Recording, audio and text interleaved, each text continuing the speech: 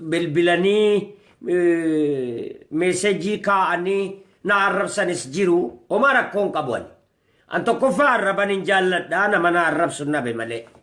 Kaan immoo ijoolluma argitee fuula namaa fokkisiiftee argitee waan hin taane namarratti hojjettu dhaqee qaamaanillee gaafadheera guyyaa kaleessaa fa'aa dhaqeen gaafadhe.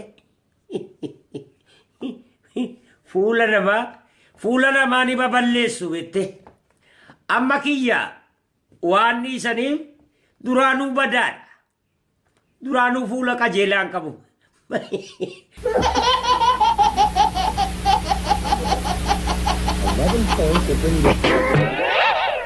Eessa balleessu beekan? Eessa balleessu? Tokko kan kabiraani namni jarri argitee itti taphatanii nama aaru. Nama aaru.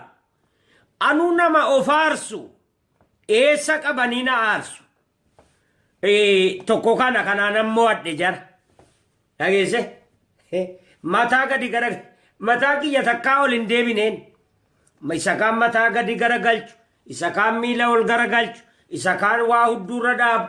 Isa kaan funyaan irra waa dhaabu. Kiyya duraanuu dhadhaabamee argitee asiifachi xaxambaa'ee godhame fuulli. Fuulli argitee eelees dhuma supheen bartuun goote fakkaata fuulli kiyya.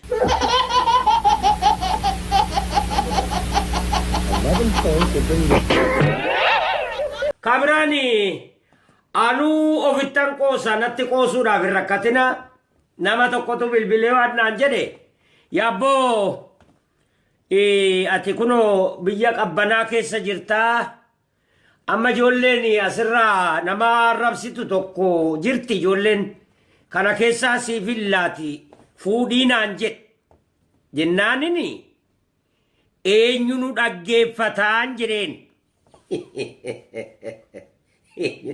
Jechuun ani soo nama dubbatu isin soo nama dubbatu eenyu wal dhaggeeffata yoo ollaan nu dhaggeeffate malee.